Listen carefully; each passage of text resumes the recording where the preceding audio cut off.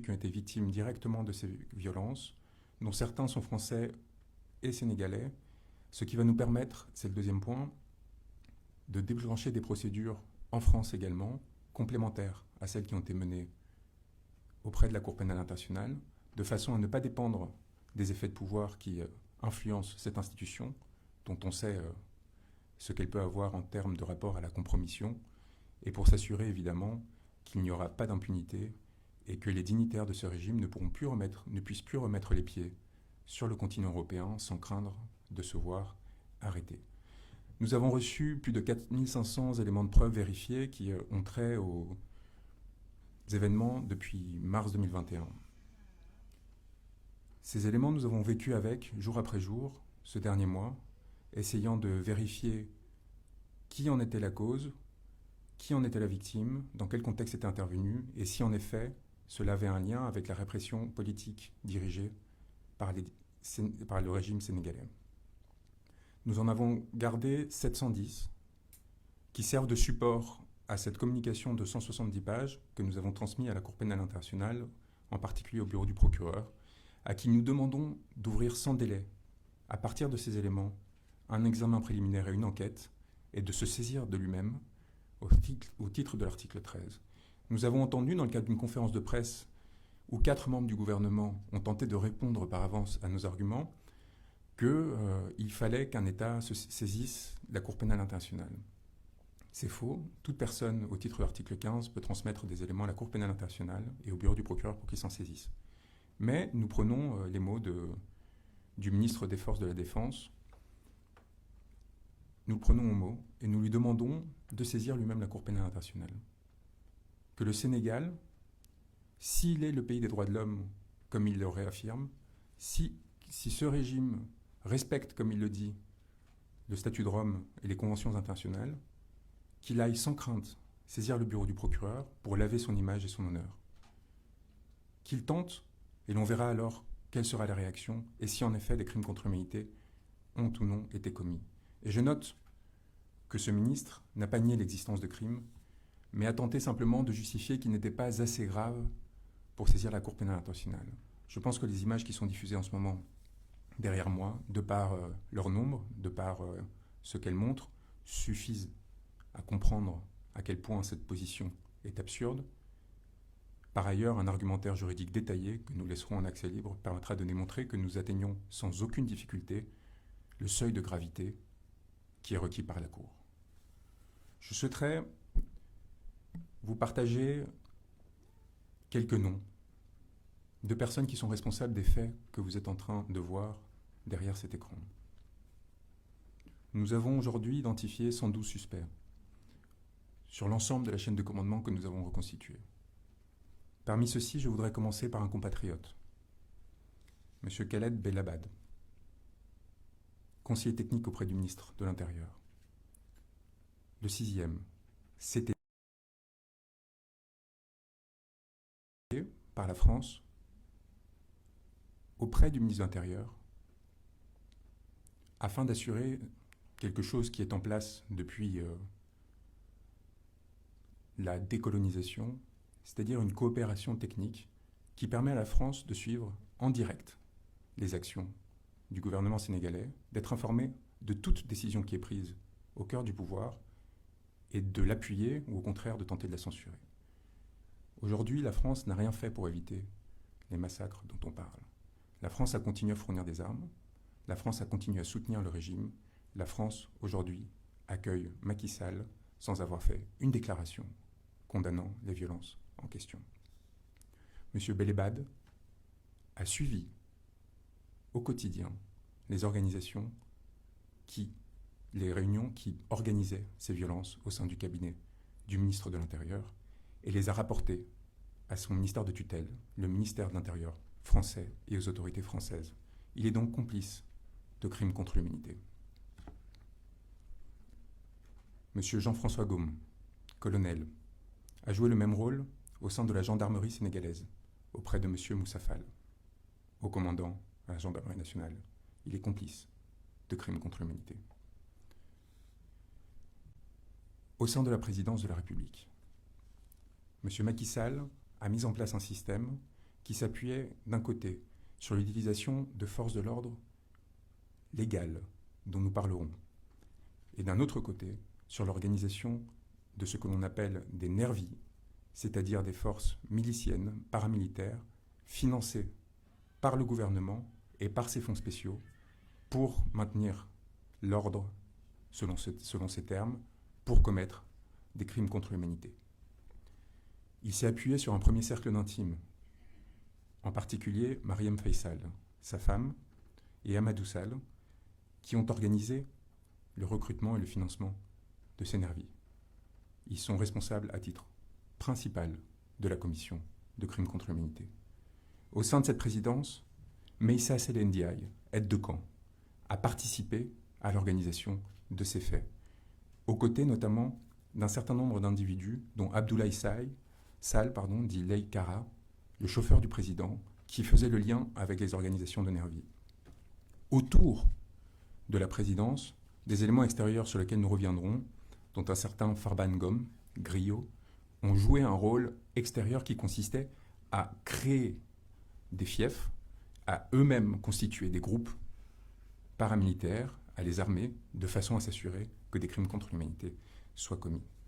Afin d'armer ces nervis, la présidence de la République, elle-même, directement, en tant qu'institution, a mis en place des commandes d'armes particulièrement massives dont nous avons retracé dans le moindre détail le cheminement.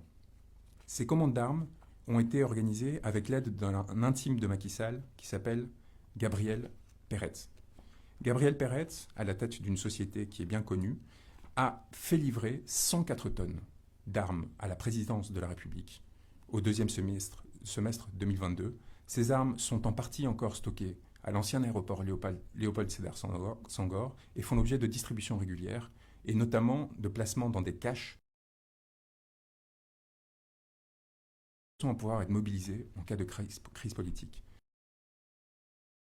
Constituent principalement des munitions pour des armes lourdes et des armes légères, ainsi que des armes légères qui ont été livrées et qui sont à disposition de la présidence en dehors de tout contrôle démocratique, comme s'il y avait la possibilité de s'approprier ces faits-là. Le financement de ce contrat nous semble être lié à toute une série de fonds spéciaux qui échappent au contrôle politique sénégalais et des représentants de la nation sénégalaise. Ils sont permis aussi par des avances qui sont faites par Gabriel Peretz, des lignes de crédit qui ont été octroyées jusqu'en 2024 à hauteur de 300 millions de dollars. Nous avons une attestation de la maison militaire de la présidence de la République, du colonel Adama Gaye, complice de crimes contre l'humanité, pour avoir, je cite, je sous-signais, colonel Adama Gaye, gouverneur militaire du palais, certifie par la présente que les matériels énumérés ci-dessous, fournis par la société Adecon Ltd, seront exclusivement réservés à l'usage du palais présidentiel. Munitions 5,56 x 45 mm de 500 grammes, quantité 3 550 000. Munitions 9 mm, quantité 3 250 000. Munitions 7,62 mm, quantité 210 000. Plus de 7 millions de munitions, je cite ce document de la présidence de la République, de sa maison militaire, signé par Adama Gaye, 7 millions de munitions exclusivement réservées à l'usage du palais présidentiel, livré, document signé 11 octobre 2022.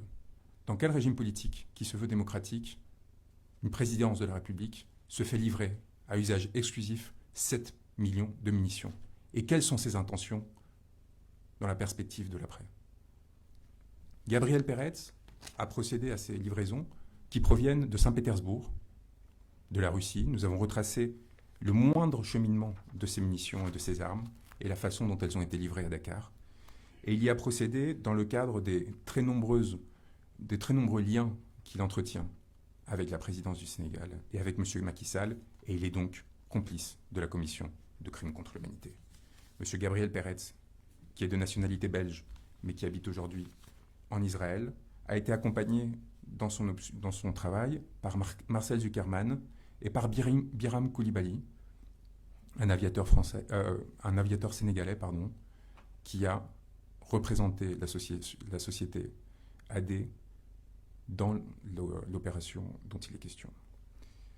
il nous apparaît que cette commande a été réceptionnée par la société sénégalaise d'ETL, 6 Ouest Foire, au numéro 45 à Dakar, qui est détenue par un certain Halil, qui se trouve être un ami très proche d'Amadou Sall, qui est, à ce titre, complice de la commission de crimes contre l'humanité. Nous avons jusqu'au manifeste des conteneurs, nous avons jusqu'à la signature du capitaine qui a transporté ces armes, nous avons tous les éléments qui permettent de prouver l'existence de cette livraison et la présence de ces armes encore aujourd'hui à l'aéroport Léopold Senghor. Nous avons l'ensemble des réservations qui ont été faites par M. Peretz au Pullman de Teranga, sa présence notamment à la veille des événements de mars 2023 au Sénégal, probablement pour les préparer, et les conséquences qu'il aura à subir. Nous connaissons aussi le nom de ses collaborateurs, les personnes qui l'ont appuyé, et les conséquences qu'ils auront à connaître du fait de cette complicité, aux côtés d'un autre homme d'affaires, évidemment, Tierno Ndomba, dont vous avez tous entendu parler, et qui joue un rôle cardinal dans un certain nombre d'opérations particulièrement étranges, pour rester modeste dans mon expression, d'ordre militaire, de commandes d'armement, qui ont été livrées, là encore, en dehors, dans le cadre de contrats de gré à gré, et qui complètent les éléments que nous avions déjà, qui permettent de déterminer l'existence d'autres contrats de cet ordre-là. Cela avait déjà fait débat dans l'espace public. Vous vous souvenez de ce contrat de 45 milliards de francs CFA avec le ministère de l'Environnement et le ministère des Finances. Nous avons donc les moyens qui sont apportés aussi via la société Norinco chinoise, qui a travaillé sur un certain nombre de ces contrats d'armement, à la présidence. Nous avons la structure de la présidence avec, au cabinet civil, un certain nombre d'individus particulièrement responsables et qui ont été impliqués au premier chef dans l'organisation de la répression et de la légitimation des violences qui ont été commises. Nous avons évidemment les responsables que tout le monde connaît, comme Mahmoud Saleh, comme Daouda Diallo, Abdoulaye, comme le général Joseph Mamadou Diop ou Mohamed Dionne. Mais nous considérons que les plus responsables au sein de cette présidence ont été évidemment le général Mbaye Cissé et Oumar Wade, qui a été nommé le 6 avril 2023 dernier, dans un contexte particulier, ce qui, à notre avis, est le signe qu'il a eu une certaine difficulté au sein de la présidence pour maintenir son autorité du fait des événements, et ce qui a amené à l'organisation d'un certain nombre de désignations. La commission de violence à des fins politiques exige une impunité. Elle exige aussi d'effacer les preuves de ces crimes. Elle exige enfin un discours qui permette de les justifier. Le ministre de l'Intérieur vous en a fait la démonstration à plusieurs moments. Nous avons découvert que cette organisation discursive, cette tentative de légitimation des faits que nous sommes en train de vous présenter, au sein de la présidence, a été mise en œuvre notamment par Yorodia, qui est le coordinateur de la communication présidentielle, mais aussi par Eladji Malik Gueye et Wandifa Dramé. Au niveau de la communication, ceux-ci ont travaillé de façon coordonnée avec le porte-parole du gouvernement et avec d'autres instances pour s'assurer qu'il y avait une légitimation des actes qui étaient commis.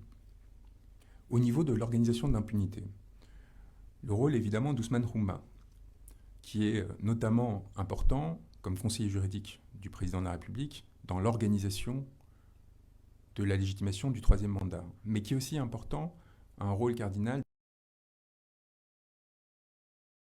que les juges n'enquêtent pas, et pour s'assurer que les enquêtes qui sont lancées n'aboutissent pas. Car il y a encore au Sénégal des magistrats et des fonctionnaires courageux qui essayent de faire la vérité, mais ce que l'on a vu et ce qui a été établi, c'est que depuis mars 2021, aucun des événements, je dis bien aucun des événements qui sont constitutifs de crimes n'ont fait l'objet, sinon de poursuites, du moins de procédures étant arrivées à leur terme, plus de 26 mois après les faits, ce qui nous amène aujourd'hui à mettre en œuvre la présente saisine. Nous en arrivons maintenant à l'organisation de l'appareil répressif. Une fois que vous avez les moyens, une fois que vous avez organisé les conditions qui vous permettent de vous assurer que cela pourra se dérouler, il faut que cela arrive. Et nous avons évidemment, à ce titre, nos deux principaux suspects, les personnes les plus importantes dans la commission de ces crimes et encourant la plus lourde responsabilité. M. Antoine Félix Diome, ministre de l'Intérieur, et M. Moussa Fall.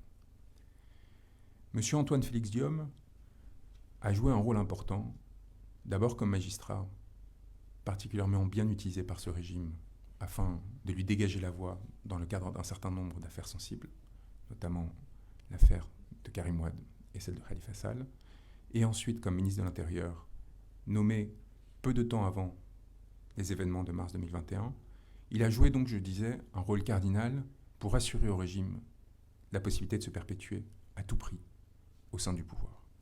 Monsieur Antoine Félix Diome a tenté en mars 2021, comme entre les mois de mars 2023 à juin 2023, de prétendre que des forces occultes étaient responsables des crimes qui étaient commis au Sénégal. Cela, en soi, est constitutif d'une participation de crime à un crime contre l'humanité, pour la raison simple qu'il s'agit non seulement évidemment d'un mensonge, mais d'une tentative de légitimer et de masquer la commission de ces crimes. À ce seul titre, M. Diome, par ses mensonges répétés et par ses tentatives de faire disparaître des preuves ou de nier l'existence de crimes tout au long de ces périodes, est passible de poursuite. Mais M. Diome, évidemment, a eu un rôle bien plus important que celui-ci. Il a en fait été au cœur de la chaîne de commandement afin de s'assurer que les forces de police et de sécurité soient dirigées de façon à commettre ces crimes ou à les laisser commettre par des nervis. Il a en conséquence, notamment par le truchement de son pouvoir de nomination, cherché à obtenir la possibilité que des personnalités particulièrement violentes ou particulièrement prônes à autoriser, voire à commettre directement des violences, aient un rôle et une responsabilité au sein de la chaîne hiérarchique. Nous pensons évidemment à Seydou Bokar Yag, mais nous pensons aussi au directeur général de la police, qui était auparavant directeur général adjoint, qui était directeur général adjoint de la police nationale au moment des événements de mars 2021, et qui pourtant, malgré l'échec patent de cet épisode, a été promu le 21 avril 2021. Pourquoi l'a-t-il été ? Était-ce parce que Ousmane Sy refusait de continuer son prédécesseur sur la voie qui était proposée par le régime? Cela, ce sera aux enquêteurs de le déterminer. Il y a évidemment le directeur du groupement mobile d'intervention lors des événements de mars 2021, M. Ndiaga Diop, son commandant de la GMI de Dakar, M. Ousmane, et surtout, Bara Sangaré, commandant de la sûreté urbaine à Dakar, suspecté d'avoir commis de nombreuses tortures, d'en avoir ordonné aussi, et d'avoir de façon systématique procédé à des arrestations arbitraires pour intimider des opposants politiques et des manifestants. Ces individus, accompagnés notamment de Mudunga Kendiagne, qui a été directeur de la sécurité publique lors des événements de mars et avril 2021, et qui ensuite a été promu directeur adjoint de la police nationale, Ibrahima Diop, commissaire de police divisionnaire, directeur de la sécurité publique entre avril 2021 et aujourd'hui, que vous avez tous découvert lors d'une conférence de presse indécente il y a quelques semaines, où tentant de répondre aux informations que nous avions diffusées qui nous permettaient d'établir que celui-ci cherchait à se désolidariser du régime, a été poussé par Antoine Félix Diome dans cette conférence de presse ridicule, dans laquelle le régime a tenté d'attribuer l'organisation de crimes à des manifestants, alors que l'on a découvert que les nervis qui étaient montrés travaillaient directement avec les forces de l'ordre. Cette conférence de presse, organisée dans la précipitation, montre l'importance du travail qu'on est en train d'être mené, parce qu'elle a amené le régime à commettre une erreur fondamentale, à s'exposer et les mensonges qui avaient été énoncés. Au sein de la gendarmerie, nous avons aussi des responsables importants, et vous avez tous noté l'utilisation notamment d'enfants comme bouclier humain par les forces de sécurité. Cette utilisation est intervenue à de nombreux lieux sur le territoire de façon coordonnée le même jour, ce qui signifie qu'elle est la résultante d'une politique et non d'une déficience temporaire, ponctuelle, localisée d'une force de gendarmerie. Cette déficience, ce crime, a été commis par des gendarmes à chaque fois. Et donc la responsabilité de Moussa Fall, à ce seul titre, est engagée. Il est évident en réalité que la responsabilité de M. Moussa Fall est beaucoup plus importante. Nommé le 17 juin 2021 à la suite des événements de mars et avril 2021, celui-ci a évidemment joué un rôle fondamental dans les désignations qui, au sein de la gendarmerie nationale, ont permis la commission des crimes dont nous parlons. Nous avons identifié au sein de son cabinet des responsables, le chef de cabinet notamment, le colonel Pape Souleymane Cissé, mais aussi, évidemment, au-delà de son cabinet, de ses aides de camp, de ses adjoints emploi opération comme Pape Diouf, le chef du centre de renseignement cardinal comme Issa Diak ou Sheikh Sarr, évidemment le haut commandant en second, Tiaka Tiao, qui était commandant de la gendarmerie mobile auparavant et qui a été promu en juillet 2021, encore une fois, dans la suite des répressions qui avaient été menées. À ses côtés, que ce soit le général Daouda Diop, le lieutenant-colonel surtout, Abdoum Bengue, ou Maguette Mbaye, Aliou Ndiaye et Omar Ndoye, nous avons au sein de la gendarmerie un certain nombre de personnes identifiées, notamment dans les légions de Dakar et de Casamance, qui auront à répondre de leurs actes un jour ou l'autre, et dont je rappelle, encore une fois, qu'ils seront confrontés à des accusations qui sont imprescriptibles, et donc à n'importe quel moment, en cas de changement de régime ou à l'étranger, dont ils auront à répondre. La chaîne hiérarchique des forces de sécurité, c'est très bien. Mais on a vu que dès le moment où la Cour pénale internationale a commencé à devenir un sujet au Sénégal, il y a eu comme un mouvement de retrait de la part de ces forces de sécurité et de défense, qui ont compris les risques auxquels elles étaient confrontées et les conséquences qu'elles pouvaient endurer. Et nous avons vu une bascule progressive de l'exercice de cette force vers ce que l'on appelle des nervis. Nous avons exposé au sein de la présidence les principales personnes responsables de l'organisation de ces réseaux paramilitaires, en dehors de toute loi, qui coopèrent, contrairement à ce qui a été dit, de façon très serrée avec les forces de l'ordre. La présidence est le donneur d'ordre, mais l'organisateur principal se trouve évidemment au sein du siège du parti présidentiel, à l'APR. C'est là que se retrouvent les pick-up qui ont été achetés de différentes façons, afin de distribuer les nervis à Dakar, et qui, à partir de ce centre de commandement, va distribuer les instructions en région pour s'assurer que des exactions soient commises afin de terroriser la population et s'assurer que celle-ci ne se rebelle plus.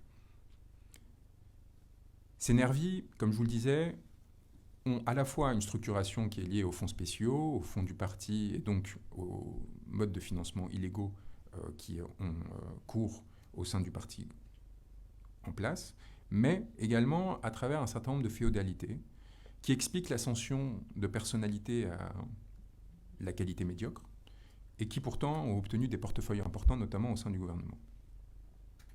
Parmi ces individus qui jouent un rôle clé au sein du pouvoir, nous trouvons évidemment, sans importance hiérarchique dans mon énonciation, des personnes comme Doudouka, le ministre des Transports, qui dispose de réseaux de nervis qui descendent jusqu'à Ziguinchor.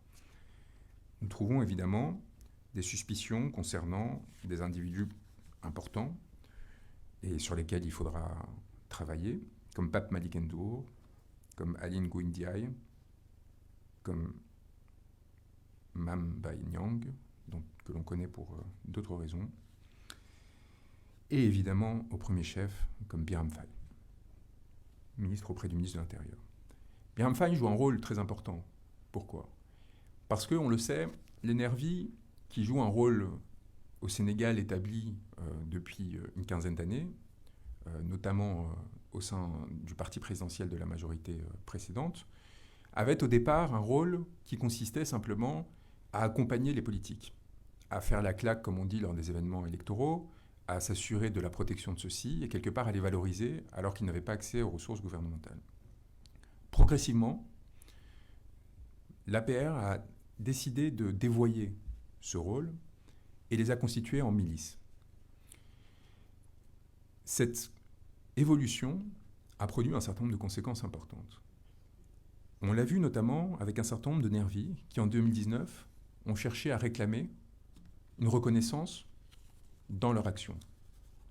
On a vu le président des Marrons de Feu, donc le groupe de sécurité qui entourait M. Sall, réclamer son intégration à l'appareil de pouvoir gouvernemental et être payé sur les télévisions sénégalaises. Ibrahim Ndoye joue aujourd'hui encore un rôle cardinal dans l'organisation des nervis et dans la répression paragouvernementale des mouvements d'opposition au pouvoir en place.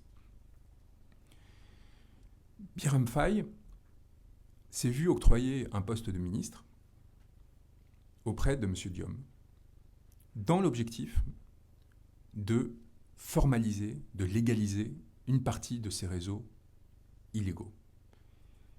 La création de l'agence de sécurité de proximité, des agents de sécurité de proximité, avait pour vocation de créer au sein de l'État un corps parallèle à celui des forces de sécurité et de défense, qui, certes moins formés, aurait une latitude plus grande à l'heure de commettre les exactions dont nous parlons. M. Birham Faye a évidemment continué son double jeu, à la fois comme ministre et comme organisateur de ces forces de répression illégales. Birham Faye joue donc un rôle clé au sein de cet appareil de répression que nous décrivions auprès de M. Antoine Diome. M. Antoine Diome qui est, par cette voie de fait, directement impliqué dans la commission des crimes qui sont responsabilité de ces nervis. Il apparaît par ailleurs, et c'est un point que j'ai oublié de mentionner, que M. Antoine Diome a récupéré de façon très opportune la tutelle partagée avec M. Sidiki Kaba sur Moussa Fall. Moussa Fall, en tant que haut commandant à la gendarmerie, a des attributions de sécurité publique, ce qui permet de coordonner son action avec Antoine Diome et ce qui permet justement de s'assurer qu'il y a une centralisation de la prise de décision par rapport à ces forces parallèles entre gendarmerie, police et les nervis eux-mêmes, de façon à s'assurer que leur action sur le territoire se passe en bonne intelligence et sans confusion. Alors, au-delà de ces notables qui ont leur propre nervis, comme ceux que j'ai cités, qui sont pour certains au gouvernement, au-delà de Birham Faye et de ceux qui organisent ces nervis, au-delà des personnalités qui, comme Sidiki Kaba, ont des responsabilités formelles, il y a évidemment les hommes de main, c'est-à-dire ceux qui vont faire l'intermédiation entre les forces officielles et les forces officieuses. Parmi celles-ci, quelqu'un qui a été vu pendant la crise qui vient de se dérouler très régulièrement auprès de Moussa Fall, au haut commandement à la gendarmerie, Jérôme Bandiaki. Jérôme Bandiaki qui travaille en lien direct avec la présidence, qui se coordonne avec le haut commandant à la gendarmerie et qui organise sur le terrain, avec Abdoulaye Sall notamment, le recrutement et l'action des nervis en question. Jérôme Bandiaki, j'aimerais le prévenir que l'on a un certain nombre d'informations sur lui qui font qu'il aurait intérêt à parler, à s'expliquer, ou n'aura pas changé. Monsieur Bandiaki, nous savons tout sur lui, comme un certain nombre d'autres individus qui pensaient pouvoir se couvrir, qui pensaient du fait de leur absence de fonctions officielles ne pas faire l'objet de répression. Nous connaissons le moindre de ses déplacements, des endroits où il s'est trouvé, où il se trouve, des fonctions qu'il exerçait, de son rôle de gardien à Leclerc, jusqu'à aujourd'hui, les lieux de ses actions, de ses habitations, de ceux de ses enfants, la voiture qu'il conduit. Et nous n'aurons aucune difficulté à l'identifier, à le faire arrêter, le faire juger, lorsque les conditions seront présentes sur le territoire sénégalais. Jérôme Bandiaki ne travaille pas seul, et nous avons, au-delà de Youssoupha Niang que j'ai mentionné, un certain nombre d'autres suspects, d'individus qui, comme la main droite de Youssoupha Niang, Pape Ndiaye, comme Malamine Sonko, le responsable financier des nervis de Doudouka, comme Alpha Omar Sow, le relais de Doudouka à Yambel Nord, et territoire après petit territoire, je pourrais continuer, à Mbour, à Ziguinchor, qui ont des responsabilités dans la commission des crimes. Nous avons aussi l'identité des lutteurs qui jouent un rôle cardinal dans cette répression aux côtés des nervis. Nous avons leurs photos, nous avons leurs identités, nous avons surtout leurs responsabilités, les montants qui sont virés par téléphone, par des virements sur des applications téléphoniques, en cash ou d'autres façons. Voilà une présentation un peu générale, mais qui permettra aux personnes qui ont prétendu qu'il n'y avait pas d'inquiétude à avoir par rapport au travail que l'on avait mené, de se rendre compte de l'ampleur des informations que nous avons recueillies, de leur niveau de détail, et du fait que, dans un pays comme le Sénégal, la commission de crimes ne passe pas inaperçue. La participation à la commission de ces crimes ne passe pas inaperçue.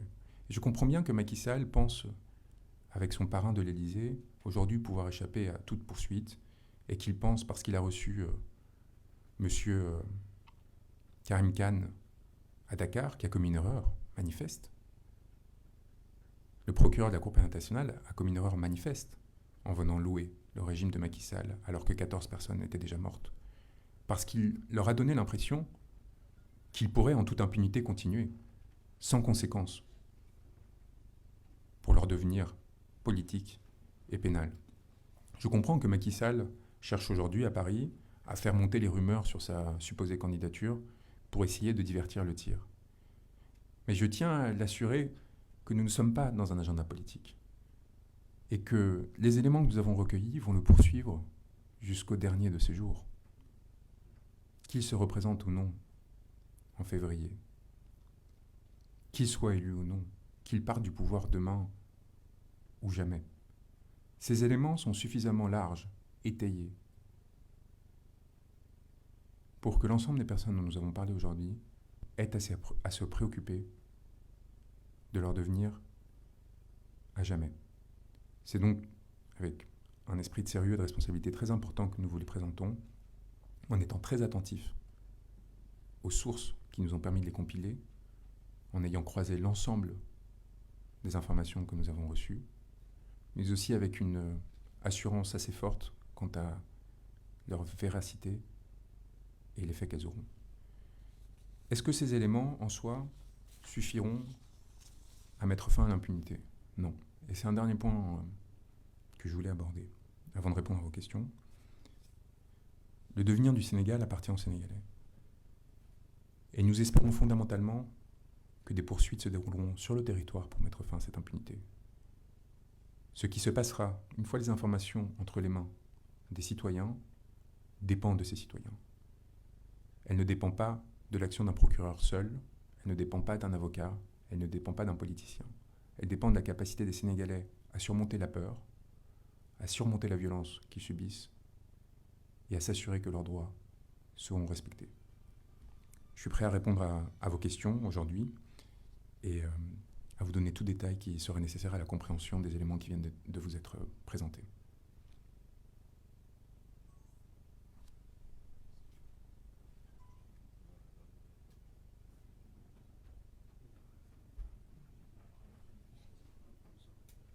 Est-ce que quelqu'un peut...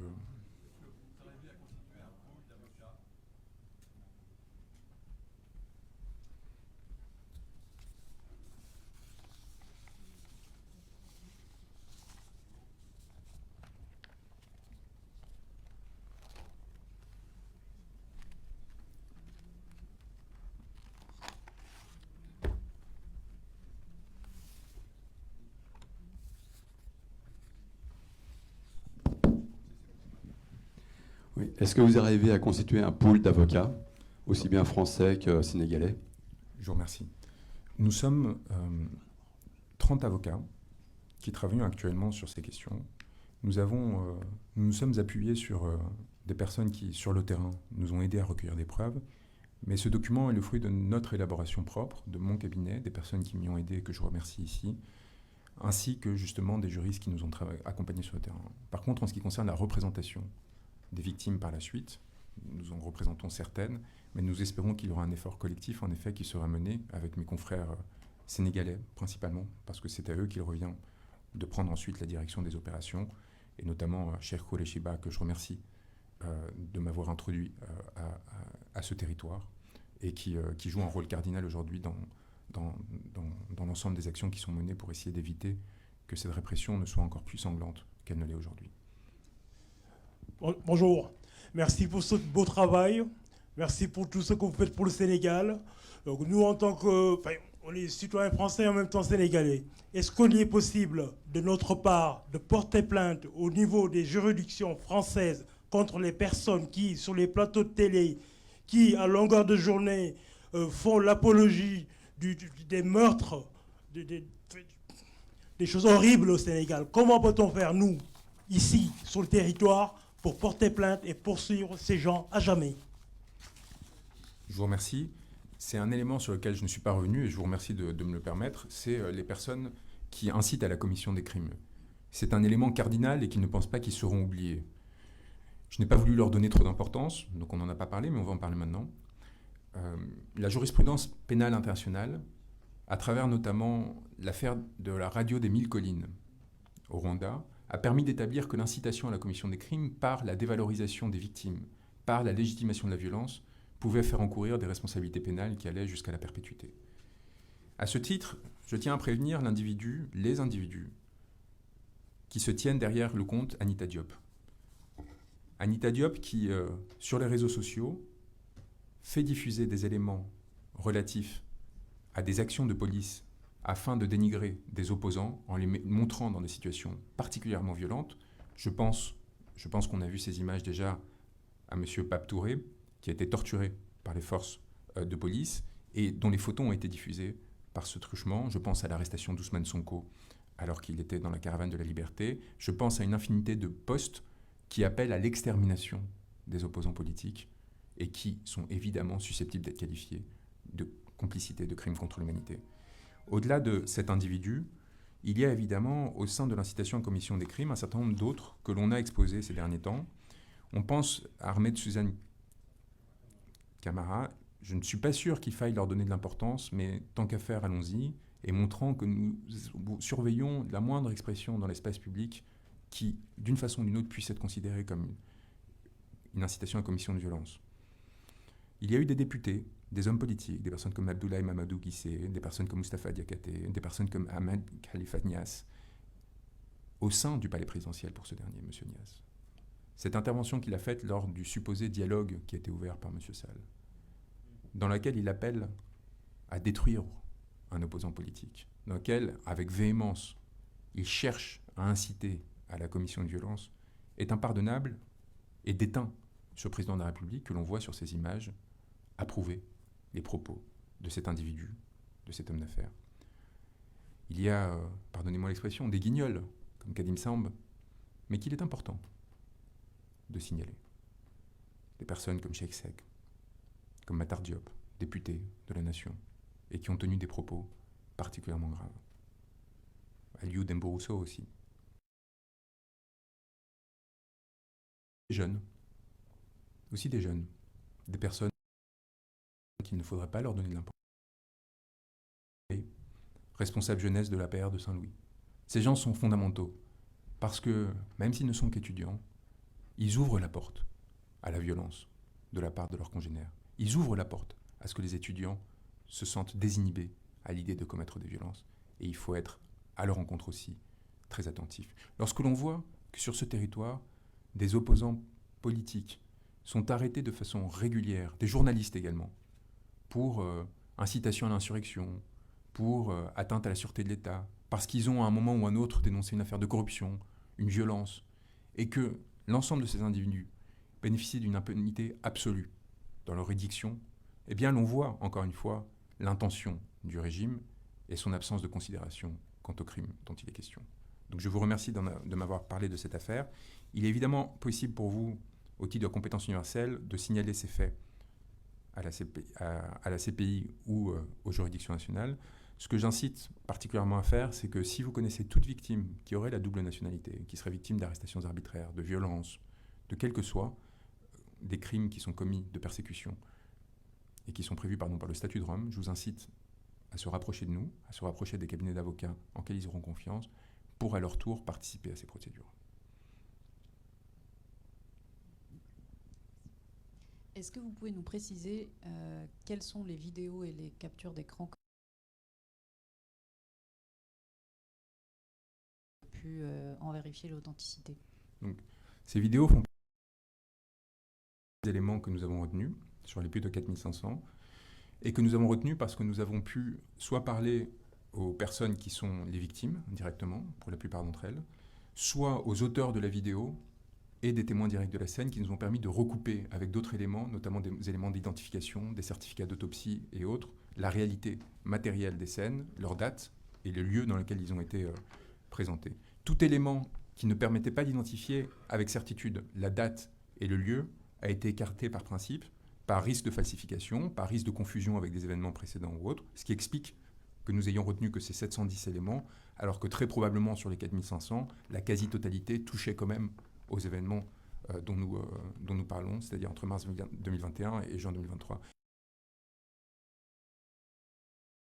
Dès lors qu'il s'agit de la vie d'un homme qui est pris dans les raies d'une justice pénale, il faut être exigeant et rigoureux dans la sélection des éléments qui seraient potentiellement incriminants pour ce dernier. Et nous avons opéré avec cette connaissance du droit pénal et de ses exigences, avec aussi mon expérience au sein de la Cour pénale internationale, du bureau du procureur, puis comme docteur, mes recherches universitaires, pour essayer de calibrer la sélection des preuves pour s'assurer qu'elles respectent les exigences de ces juridictions.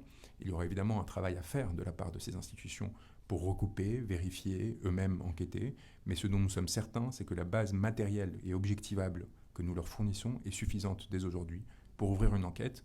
Reste maintenant pour le procureur de la Cour pénale internationale à assumer les conséquences potentielles d'un geste qui pourrait être perçu comme inamical de la part d'un régime qui, par ailleurs, a encore une influence importante.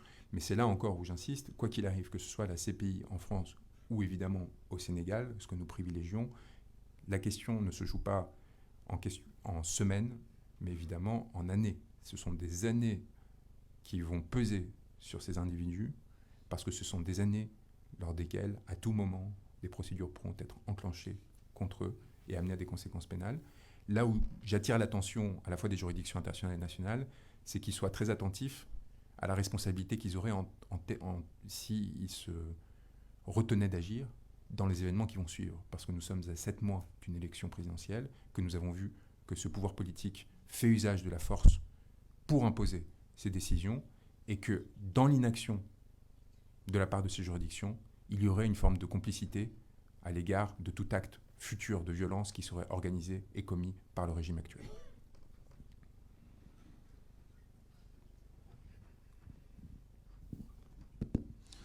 Alors, bonjour, M. Branco. Je suis Mimoja Ladyman. Je suis activiste panafricain. Évidemment, les images que vous projetez sont désolantes et puis c'est difficile à regarder, à observer. Pensez-vous que ce soit vraiment très, très opportun du moment où les juridictions locaux sénégalais n'ont pas encore pris ces crimes en considération pour être jugés dans des tribunaux sénégalais? Et pensez-vous qu'il est normal à le stade actuel de vouloir tout simplement détropicaliser ce phénomène-là vers la CPI, tout en sachant que la CPI ne condamne de façon générale que les Africains? Au regard même de ce qui s'est passé au niveau de la Libye, comme vous êtes défenseur des droits humains, la véritable personne qui aujourd'hui aurait dû attirer la CPI, c'est M. Nicolas Sarkozy. En tant que défenseur des droits humains, pensez-vous un jour régler le sort de M. Nicolas Sarkozy? Je ne parlerai même pas de George Bush parce que, comme vous le savez très bien, la CPI, les Américains n'ont pas ratifié les statuts de Rome. Et ma dernière question est la suivante.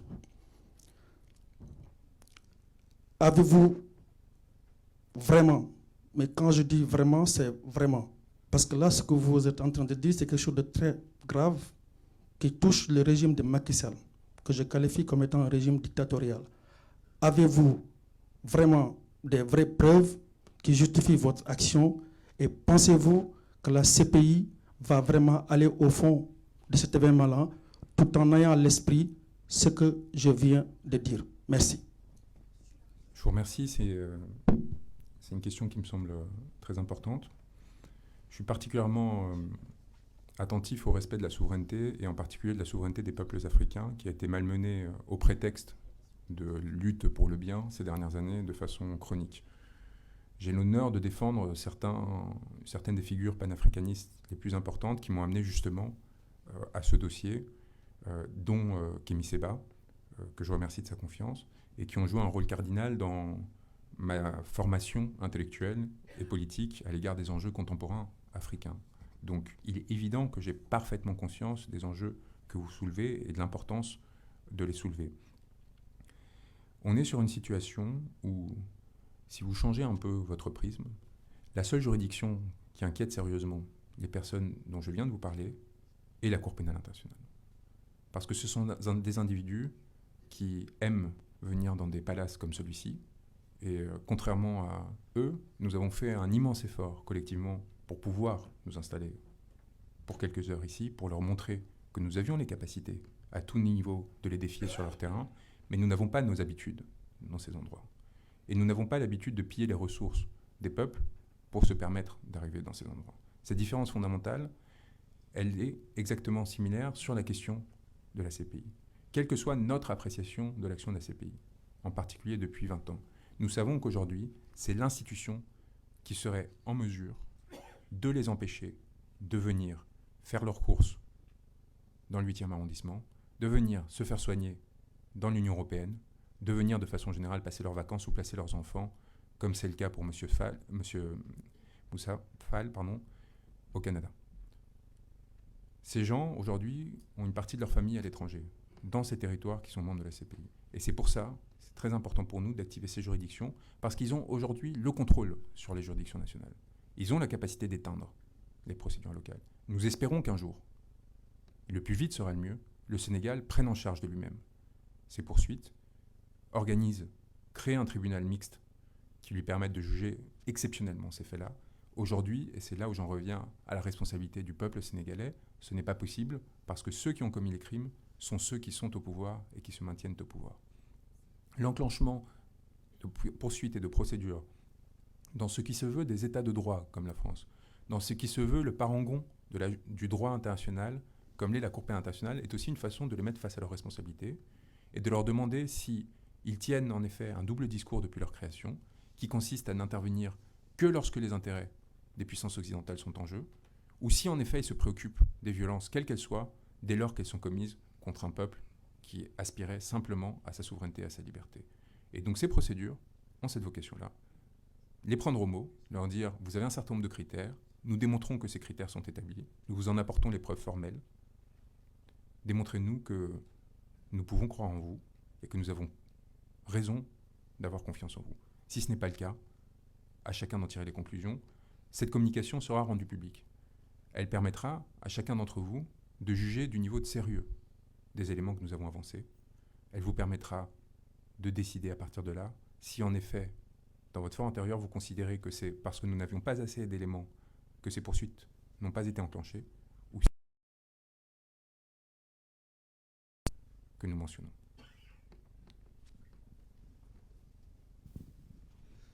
Bonjour Monsieur Branco, je m'appelle Bara. Tout d'abord, je tenais à vous remercier personnellement et au nom de beaucoup d'amis. Sincèrement, mis à part le degré d'investissement, c'est votre travail et tout, mais à un moment donné, on a noté une implication très sérieuse. Et ce n'est pas aujourd'hui que nous l'avons noté. Et beaucoup de mes amis le partagent. Ils m'ont imposé même de vous remercier. Il y en a même un qui m'a donné un de vos bouquins qu'il souhaiterait que vous signiez pour lui.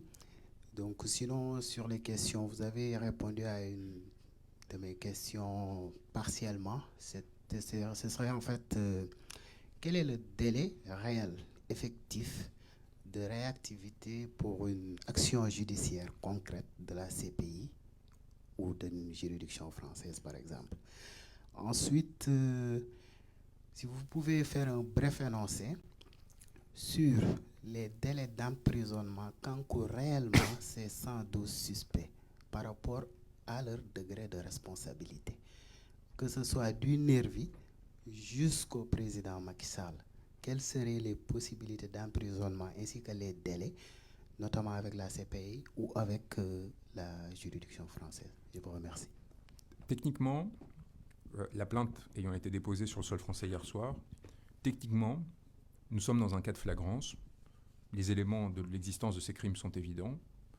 Le procureur de la République pourrait immédiatement ouvrir une information judiciaire, voire procéder à l'arrestation de Macky Sall ou de membres de sa délégation sans délai, dès lors que les immunités ne tiennent pas en ce qui concerne les crimes contre l'immunité. M. Macky Sall est aujourd'hui à Paris. Ses conseillers sont à Paris. Si nous étions dans un état de droit absolu, comme nos dirigeants le prétendent, ils seraient arrêtés. La Cour pénale internationale, le bureau du procureur, a ouvert une enquête sur la Libye en 3 semaines. 3 semaines. Il a tardé 11 ans pour se prononcer sur l'Afghanistan. Est-ce que c'était lié à la différence de gravité des crimes? Est-ce que c'était lié à d'autres considérations? Je pense que chacun sait parfaitement ce qui explique cette différence d'empressement.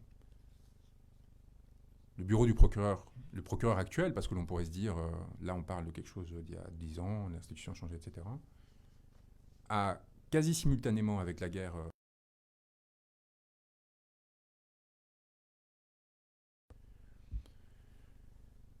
il a même créé un bureau en quelques mois.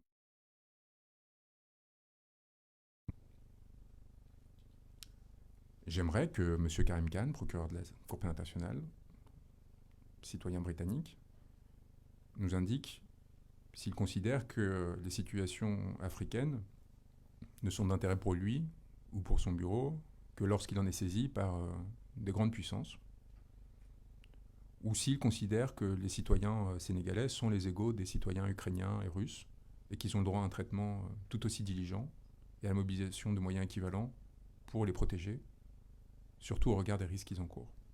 Je pense que ce serait une question qui devrait lui être posée. Dire, à partir des éléments qui sont, pardonnez-moi, mais assez clairs, ne souffrent pas de doute sur l'existence des massacres, des violences dont il est question.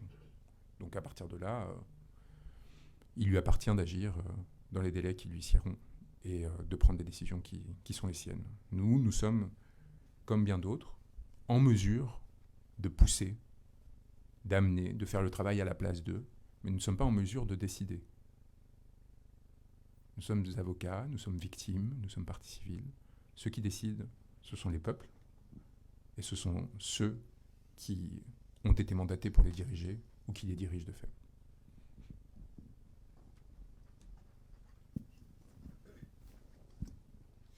Bonjour maître, je suis Sayan Dekan, cadre à PASTEF France. Tout d'abord, je vous remercie pour toute cette compilation et toute cette consolidation de ces vidéos que vous avez montrées et qui sont preuve des atrocités que nous vivons au Sénégal. Maître, moi, la question qui me trotte tout le temps, c'est de savoir qu'est-ce qui vous a motivé à porter ce combat auprès de Ousmane Sonko, parce que si on se rappelle bien, le début de ce combat-là portait sur le fait de pouvoir défendre le président Ousmane Sonko face à ces gens qui l'ont diabolisé. Mais je vois qu'il y a une continuité qui a été faite par rapport à ce combat que vous portez là. Qu'est-ce qui est à l'origine de cette motivation-là pour porter ce combat auprès d'Ousmane Sonko et auprès du peuple sénégalais? Et l'autre chose que je voulais vous dire, maître, vous faites partie de l'espoir de tout un peuple. Le Sénégal en foi à vous. Le Sénégal a confiance en vous. Parce qu'actuellement, nous sommes en train de vivre des nuits sombres. Et je pense que vous portez un combat de tout un peuple. Et nous avons espoir et foi en vous. Et espérons que tous les gens qui sont impliqués dans ces meurtres et dans ces atrocités-là seront punis. Merci. Nous avons été saisis par des victimes, des familles de victimes de meurtres, par des personnes qui ont été blessées, qui ont été torturées et qui ont probablement eu connaissance de mon existence à travers, en effet, la désignation que m'avait donnée Ousmane Sonko dans le cadre de l'affaire qui l'opposait au ministre du Tourisme. Vous vous souvenez, cette affaire a amené le régime sénégalais à m'expulser du territoire parce qu'il considérait que les propos que j'avais tenus sur M. Sall ne les convenaient pas, ne leur convenaient pas. Vous vous rappelez, j'avais dit que cette audience déterminerait le devenir politique de ce régime et sa nature ou non démocratique. Ce n'étaient pas des propos particulièrement offensants. Je pense que la suite a confirmé qu'on pouvait se poser cette question. Elle m'a valu une expulsion par des hommes en armes et elle m'a valu la reconnaissance d'un certain nombre de citoyens sénégalais qui ont donc décidé de me saisir pour cette procédure. C'est en leur nom que l'on agit aujourd'hui, en ayant parfaitement conscience qu'une grande partie des victimes dont il est question aujourd'hui sont en effet des membres de l'opposition et ont été ciblés parce qu'ils étaient membres de l'opposition et sont victimes d'une répression qui est avant tout politique. Mais nous le faisons aussi pour celles qui ne le sont pas, politisées, parce qu'il y a eu beaucoup de personnes qui ont été victimes par ricochet, comme on dit, qui ont subi ces violences alors qu'elles n'avaient aucun rôle politique quelconque, mais aussi plus généralement pour la possibilité qui doit être offerte au peuple sénégalais de se déterminer lui-même. Ce que nous cherchons à éviter par tout moyen, c'est que la violence devienne un instrument du politique, que la violence permette, d'une façon ou d'une autre, de se perpétuer au pouvoir au détriment de la souveraineté populaire. Cette question des crimes contre l'humanité n'est pas une question qui est favorable à M. Sonko ou à un autre dirigeant politique. La seule conséquence de ces procédures, c'est une protection accrue du peuple sénégalais, y compris de personnes qui sont d'opinions différentes à celle du PASTEF et de M. Sonko. Et c'est pour ça qu'elle est particulièrement importante. Et c'est pour ça que, de façon générale, tout Sénégalais, y compris s'il considère que M. Sall a été un président important, pour quelles que soient les raisons, devrait se préoccuper de ce que nous sommes en train de montrer, devrait demander à ce qu'il y soit mis fin. Parce que sinon, le risque est qu'un jour, il y soit confronté. Parce que sinon, le risque est que demain, un dirigeant politique utilise à son tour de ces violences pour faire taire la nouvelle opposition dans laquelle ils seront peut-être intégrés. Et à mon sens, il ne s'agit pas du tout d'un combat politique, mais d'une façon de rendre aux Sénégalais une part de leur souveraineté, en leur offrant les instruments qui sont les nôtres, qui nous ont permis, à travers mon parcours, à travers les moyens qui nous ont été donnés du fait de la vie que j'ai eue, leur rendre de façon traduite en droit international pénal les instruments qui leur permettent de mettre fin à l'impunité, s'ils le souhaitent, et selon les modalités qui seront les leurs. Nous n'allons pas prendre la place du peuple sénégalais ou d'une quelconque juridiction. Mais par contre, avec cet instrument, qui encore une fois, d'où l'importance de le rendre public, les Sénégalais auront la possibilité d'avoir une base qui leur permettra d'une part de démontrer la réalité des crimes en question, d'établir les responsabilités, les commissions qui est responsable des crimes, et ça me permet de répondre au militant panafricaniste qui m'avait saisi, et de décider, à partir de là, de la suite à donner, souverainement. Nous leur offrons cet instrument, et nous leur laissons entre leurs mains, à eux maintenant, de jouer et de régler leur destin. Bonjour, j'avais juste une question à vous poser. Quelle est la part de subjectivité dans votre combat, en fait? Parce que, vu l'engouement qui est derrière vous au Sénégal, n'avez-vous pas peur de décevoir? On a joué, je pense qu'on a on a joué notre rôle. On a essayé de le faire de façon sincère. On n'a pas de compte à régler avec qui que ce soit. Moi, je considère que le régime sénégalais m'a fait un honneur en m'expulsant. Il soulignait l'importance qui était la mienne. Et il m'en accordait peut-être même trop. Et peut-être qu'il regrette aujourd'hui cette erreur, de la même façon qu'il regrette probablement l'erreur l'ayant amené à radier M. Sonko il y a quelques années. Mais c'est le propre des régimes qui peu à peu prennent la route de l'autoritarisme, c'est de commettre ces erreurs et de faire naître par eux-mêmes les alternatives à leur pouvoir. Nous n'avons pas d'intérêt particulier à cette affaire. Nous n'avons pas de récrimination particulière personnelle à leur adresser. Et nous avons essayé, en conséquence de quoi, de façon très froide, je pense que les membres de mon équipe pourront en témoigner, sans émotion particulière, de traiter les informations qu'on recevait, de les qualifier juridiquement, de s'assurer qu'en effet des crimes contre l'humanité avaient été bien commis, que le seuil de gravité avait été atteint, que les intérêts de la justice commandaient, d'ouvrir une enquête, qu'il n'y avait pas de poursuite suffisamment sérieuse pour considérer qu'en effet il était temps de saisir la CPI. Et à partir de là, nous avons simplement restitué ce travail. Nous considérons que le politique est souvent fait de violence, que c'est quelque part une donnée universelle, que l'on n'arrivera pas à éteindre. Nous espérons simplement, à notre mesure, essayer d'éviter qu'elle se généralise trop rapidement et tenter d'ouvrir une fenêtre par laquelle une situation plus apaisée pourra se développer au Sénégal. Je pense que les chancelleries occidentales, qui se montrent d'une complaisance assez merveilleuse à l'égard de Macky Sall, devraient concevoir les risques qu'il y aurait à laisser ce pays s'effondrer sur lui-même. Eux qui sont si inquiets des questions migratoires, je leur pose la question suivante. Qu'en sera-t-il si un jour le Sénégal sombre dans la guerre civile du fait de l'usage systématique de violence par ce régime?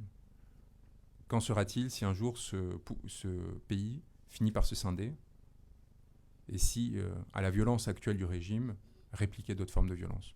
Qu'en sera-t-il si des pouvoirs frontaliers essayaient de profiter de cette situation pour tenter de se saisir d'une partie des nouvelles ressources découvertes par le Sénégal?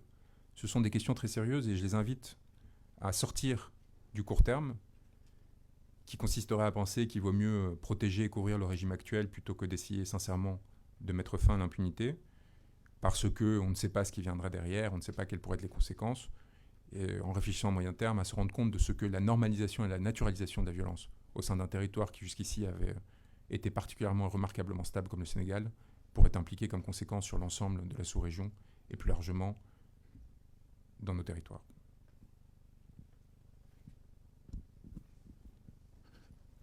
Bonjour, maître. J'ai deux questions à vous poser. La première, quel est votre commentaire? Parce que d'après nos informations, les jeunes qui étaient dans la rue étaient recrutés par des responsables politiques. Quel est votre commentaire sur ces personnes qui ont recruté ces jeunes pour qu'ils descendent sur le terrain? Ma deuxième question, c'est de savoir votre commentaire sur le discours haineux et criminel des opposants comme Ousmane Sonko, Déthié Fall et autres personnes qui font la politique au Sénégal. C'est Mamadou Ndiaye, binationaux. Merci. Je vous invite à nous transmettre tout élément de preuve qui aurait trait à ces allégations, qui pour l'instant me semblent plutôt participer de la stratégie d'offuscation des crimes contre l'humanité qui sont commis, et donc d'une certaine façon vous en rendre complice.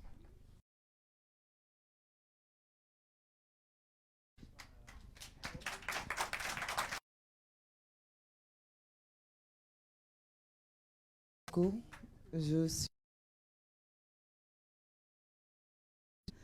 membre de Yewwi, allié de Ousmane Sonko. Je suis ici présente avec M. Cheikh Tidiane Youm, qui est aussi membre de la conférence des leaders, et le président Boubacar Camara, qui est aussi membre de l'opposition sénégalaise, et l'honorable député Abbas Fall, ainsi que l'honorable député Alioune Kébé. Je tiens à faire ces précisions parce que nous sommes tous autant des présumées victimes prochaines de ce régime. Peut-être que c'est trop dire, mais nous risquons nos vies tous les jours parce que nous sommes... C'est devenu une menace d'être opposant du président. Persécutés. Nous les connaissons.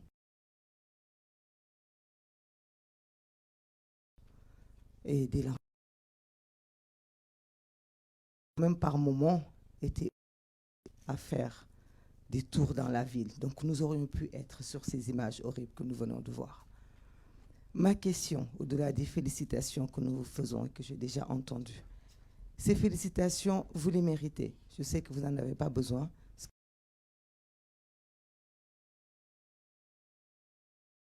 Qu'il y a de l'espoir. Il y aura pas d'aide.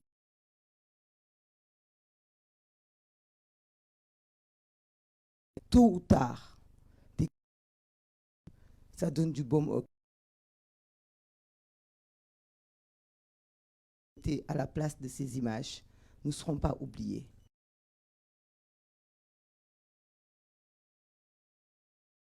De déposer une plainte à l'avance.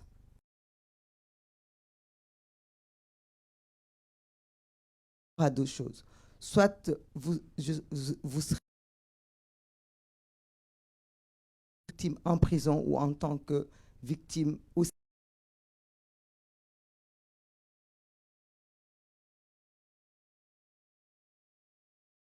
Préparer des plaintes de tous les citoyens.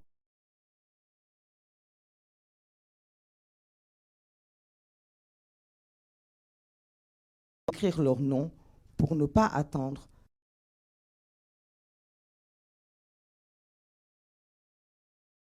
Zuma. Qu'est-ce qu'ils attendent? est-il possible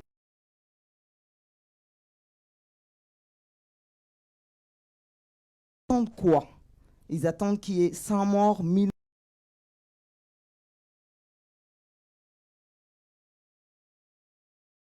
Belle France, qui envoie des correspondants en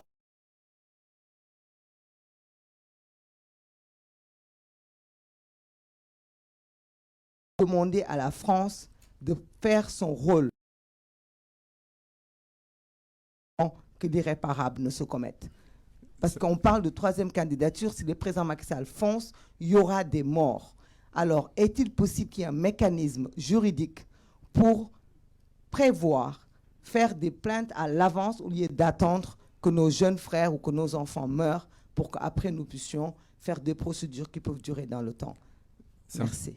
Ça me permet de revenir sur un élément que je n'ai pas détaillé, qui est le travail que l'on a fait sur la persécution non seulement des militants politiques, mais aussi des journalistes, des avocats, sur le terrain pour essayer d'empêcher qu'ils puissent protéger les personnes qui, du fait de leurs idées, s'engageaient et qui a amené à la mise sous mandat de dépôt d'individus ou à l'arrestation ponctuelle, y compris de grands organes de presse comme l'AFP internationaux, qui avaient été confrontés aux effets de bord naturels de toute utilisation de la violence politique.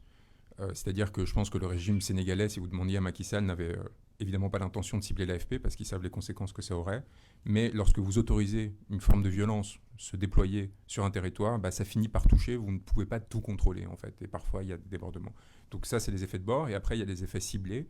Par exemple, en ce qui concerne le conseiller technique du ministre de l'Intérieur, son existence avait été révélée par un militant qui s'appelle Hannibal Jim, qui est un blogueur, et qui avait révélé l'existence et la présence d'un coopérant au sein d'un régime qui utilisait la violence à des fins politiques.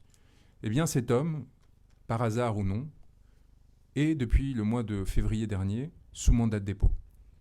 Il est détenu. Est-ce parce qu'il a exposé des faits qui ont été très rapidement nettoyés sur les réseaux sociaux, sur Internet, qui montraient l'existence de ce conseiller technique numéro 6, M. Belébad? Est-ce que la France a une responsabilité, par exemple, dans ce sort-là? Ce sont des questions qu'il m'apparaît très important de traiter parce que on voit encore une fois une absence de distanciation complète de la France et en général des puissances étrangères à l'égard du régime actuel, malgré les violences qu'ils ont commises. Et il y a quelque chose là qui, en effet, pose question, mais qui ne se réglera pas judiciairement parlant. Je pense qu'une partie de l'Afrique a pris le chemin de la souverainisation, d'une nouvelle phase de la décolonisation, et qu'en faisant cela, elle est en train de se doter, peuple après peuple, d'instruments qui lui permettront de se protéger des ingérences étrangères, de protéger son peuple et d'agir par conséquent. Votre protection, il ne m'appartient pas de me dire laquelle sera la meilleure. Il ne m'appartient pas de dire quel chemin doit prendre tel ou tel individu sénégalais pour amener à ce changement et amener à la fin de l'impunité. Il m'appartient, moi, simplement, à partir des éléments que je reçois, de qualifier ou de disqualifier ceux-ci, de les considérer comme constitutifs ou non d'un crime, évidemment seulement déjà commis, parce que la politique pénale ne peut pas être prédictive, et à partir de là, essayer de faire des points d'étape qui, on espère, produiront des effets et empêcheront que d'autres violences se commettent à l'avenir, sans m'immiscer au-delà et sans peser sur, encore une fois, le destin souverain de cette population, qui n'a pas besoin de moi, qui n'a pas besoin de quiconque d'autre que d'elle-même, mais qui, évidemment, dans un rapport de force comme celui qui est en place aujourd'hui, doit essayer de faire contrepoids aux influences étrangères qui cherchent par tout moyen à soutenir le régime actuel. C'est notre rôle de faire contrepoids, d'équilibrer la situation, sans essayer de nous attribuer un rôle supplémentaire, toujours en suivant les instructions de nos clients, que ce soit dans cette affaire les victimes directes, que ce soit dans d'autres des personnes qui nous ont désignés, et en restant à notre place humblement, mais fermement aussi, par rapport aux actions que nous avons recensées et constatées. On va peut-être prendre 2 dernières questions, et si cela vous convient. Bonjour maître. C'est ici en bas. C'est cher Ahmed Tidiane Dioum. Comme Maïmouna, nous sommes venus de Dakar pour assister à cette conférence de presse. Je suis le secrétaire général du Parti de l'Unité du Rassemblement, membre de la coalition Yewwi Askan Wi. Au nom de la coalition Yewwi Askan Wi, nous vous disons merci et félicitations pour le travail que vous avez abattu. et nous vous encourageons, d'autant plus que nous savons très bien la pression que vous subissez du fait du travail extrêmement important que vous abattez. Je ne vous ai pas entendu durant votre exposé faire référence à ce qui est en train de ce que subit actuellement le président Ousmane Sonko, la séquestration, le fait qu'il soit empêché de sortir de chez lui, qui effectivement au terme du statut de l'article 7 du statut de Rome est un crime contre l'humanité. D'autant plus que la coalition EU Askanui a demandé à tous les Sénégalais de se rendre le 25 pour lever ce blocus qui est illégal, qui n'est basé sur aucune instruction, sur aucune ordonnance. Au-delà de ne pas en avoir fait part dans votre exposé, que conseillez-vous aux forces de l'ordre qui, aujourd'hui, considèrent qu'ils exécutent simplement des décisions que leurs supérieurs leur demandent de faire? Lorsqu'un ordre est manifestement illégal, tout à fait, il n'y a pas de possibilité de prendre prétexte de l'existence de cet ordre pour échapper à sa responsabilité. C'est pour ça que nous sommes allés très très bas dans la chaîne de responsabilité. Nous avons même des exécutants simples qui ne sont pas gradés au sein des forces de l'ordre, car nous considérons qu'ils sont, en tant qu'exécutants de ces ordres, des responsables de crimes contre l'humanité. Nous avons fait un message sur les personnes qui participaient à la détention arbitraire de M. Sonko aujourd'hui, aux forces de l'ordre qui sont impliquées. Nous avons indiqué qu'ils étaient en train de commettre un crime, avant tout en droit sénégalais, parce qu'il n'y a aucune décision de justice aujourd'hui concernant l'arrestation de M. Sonko, parce qu'il n'y a aucun mandat de magistrat qui justifie la détention qu'il subit. Donc, avant même d'en arriver à une responsabilité pénale internationale, ils encourent déjà des peines qui vont jusqu'à, dans mon souvenir, 20 ans de travaux forcés, selon le code pénal sénégalais. Ces individus, ils sont identifiés. Nous savons exactement qui, aujourd'hui, participe à cette détention arbitraire. Nous savons quelles sont les compagnies, les brigades. Nous savons quels sont les individus qui, normalement, sont à Thiès, ceux qui viennent de Dakar, les bérets rouges, les bérets... Nous les avons tous identifiés, la chaîne de commandement aussi. Et il leur appartient de prendre leurs responsabilités dans un cadre dont l'on comprend qu'il soit contraint, on comprend qu'il soit difficile, dans un pays comme le Sénégal aujourd'hui, de désobéir à des ordres. Mais nous leur avons rappelé, d'une part, que c'était leur obligation, que d'autre part, des actes comme celui qui consiste à gazer des avocats qui viennent voir leurs clients sont constitutifs de crimes. Et enfin qu'ils doivent, et je leur conseille, de demander, d'une part, des ordres écrits sur ce qu'ils font, et d'autre part, mettre par écrit leur opposition à ces ordres. Que des justifications consistant le fait qu'oralement ils se seraient opposés ne suffiront pas. Et ce que nous voyons, c'est que pour l'instant, ils sont un peu trop tranquilles. Et que donc, a priori, il n'y a même pas d'inquiétude particulière à ce stade encore quant au fait que ce qu'ils sont en train de commettre consiste en un des crimes quand même les plus importants dans un système de droit, qui consiste à, en dehors de tout cadre judiciaire, alors que vous êtes doté d'un mandat légal, utiliser vos attributs en tant que force de l'ordre pour commettre des illégalités et détourner vos instruments. Et ça, c'est quelque chose qui devrait particulièrement préoccuper les Sénégalais, parce que lorsque vous avez des forces de l'ordre qui ne respectent pas l'ordre qui est adopté par les représentants du peuple, donc par la souveraineté nationale, la loi, eh bien, il y a de quoi s'inquiéter sur son destin personnel. Et encore une fois, quelle que soit votre destination politique et vos idées politiques, il y a là, à mon sens, un problème fondamental. Donc évidemment, la situation de M. Sonko participe pleinement à ce que nous dénonçons pour une raison très simple, le ciblage politique d'une grande partie de ces violences, dont il est une victime, dont ses cadres dirigeants de son parti sont victimes, et jusqu'à preuve du contraire, il n'y a aucun acte de leur part justifiant l'usage de la violence, justifiant la répression dont ils sont objets, est inacceptable et évidemment constitutif de la situation actuelle. Bonjour, Ibrahim Ndiaye. Et elle est, ne serait-ce que parce que justement, en fait, elle signe le fait que ces violences sont commises à des fins politiques. Et c'est là où, c'est-à-dire qu'on est sur un usage de la violence qui n'est pas débridé ou qui n'est pas le fait d'un manque de formation des forces de l'ordre ou qui n'est pas fait du fait d'un... Au contraire, c'est-à-dire qu'il y a une violence qui est dirigée politiquement. Et donc il faut bien distinguer notre opinion politique, notre appréciation ou non du programme politique d'Ousmane Sonko, de la coalition, de qui que ce soit, et le fait que pour le combattre, pour l'empêcher d'être entendu et reconnu par des suffrages, qu'il gagne ou qu'il perde, il y a un usage de violence ce qui constitue en fait le crime contre l'humanité. Parce que l'attaque contre une population civile, générale ou systématique, en l'occurrence c'est les deux, elle repose sur le fait que cette population civile soit ciblée, et l'un des critères de ciblage peut être l'opinion politique. En fait, et donc le fait, contrairement à ce que l'on pourrait penser, c'est un facteur aggravant, c'est un facteur constitutif du crime contre l'humanité. Le fait que ce soit justement un groupement politique identifié qui soit au premier titre ciblé. Encore plus quand c'est un groupement politique qui, contrairement à ce qui a été affirmé, a priori en tout cas jusqu'ici, n'ordonne pas de violence et depuis des années au contraire les subit sans avoir provoqué en retour. Parce que je pense que c'est un argument peut-être plus spéculatif mais qui est important. Après ces années d'existence, si la coalition, si M. Sonko avait souhaité obtenir des armements, opérer une déstabilisation réelle et profonde du pays, s'allier avec la Russie, la Chine, on ne sait quelle autre puissance pour faire rentrer des moyens de provoquer une subversion au sein de ce territoire, il l'aurait fait. On est sur une situation, c'est là où c'est l'avantage de cette situation, où la durée nous permet d'établir, de clarifier. M. Diom parlait de forces occultes. Pourquoi pas? Le ministre de l'Intérieur d'un pays souverain vous dit il y a des personnes infiltrées qui commettent des violences, etc. Le doute pouvait exister et on attendait que dans les jours, les semaines, les mois qui viennent, qui suivent, grâce aux forces d'enquête, des magistrats, etc., des éléments tangibles permettent de démontrer ces propos et à partir de là de dire bah oui, peut-être qu'en effet ça vient d'une politique déstabilisation, etc. La réalité c'est que depuis mars 2021 et les allégations qui ont été entendues tout à l'heure, il n'y a aucune preuve qui a été apportée de celle-ci. Je ne vous demande pas d'apporter 700 preuves comme on l'a fait, et puis 4500 qui sont plus des éléments, des indices, etc.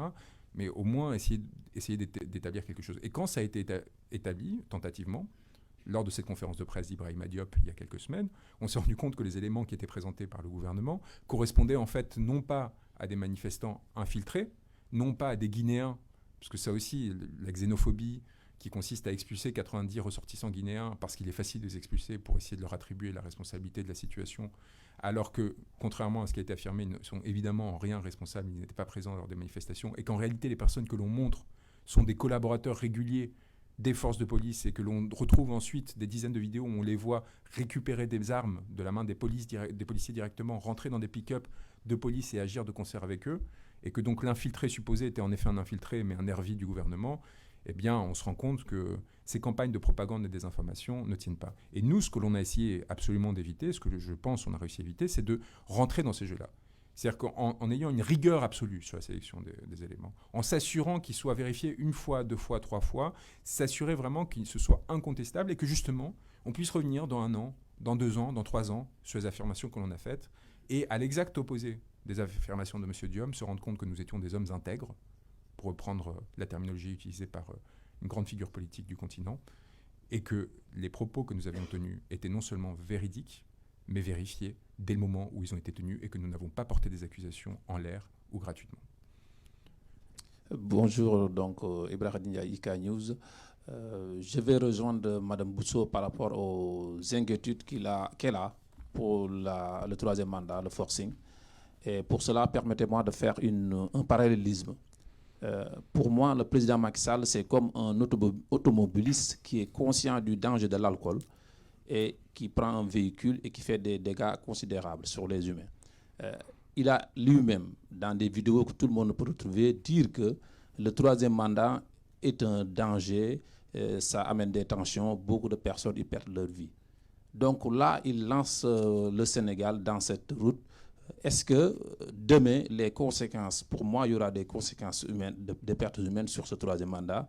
Est-ce que cela va, le fait qu'il est conscient lui-même de se lancer sur cette voie, si demain, personne ne le souhaite, il y a des pertes humaines, est-ce que cela, pour vous, il y aura en tout cas du point de vue de la justice une considération différente, en tout cas une considération qui peut appuyer l'acte que vous menez là déjà à la CPI? Bien sûr, ce sera un facteur aggravant.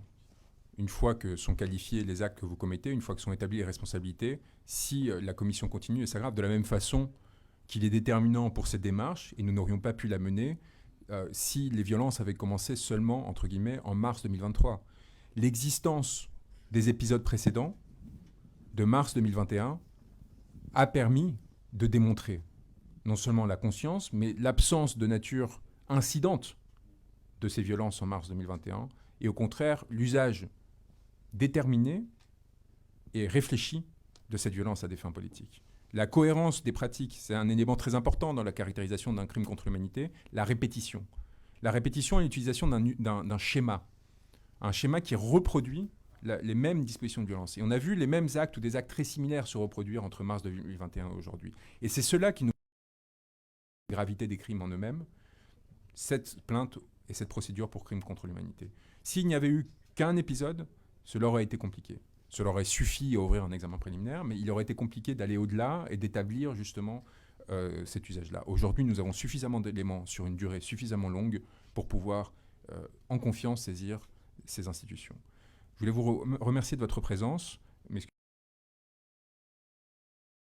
que nous resterons évidemment à disposition dans les jours qui viennent pour réagir en cas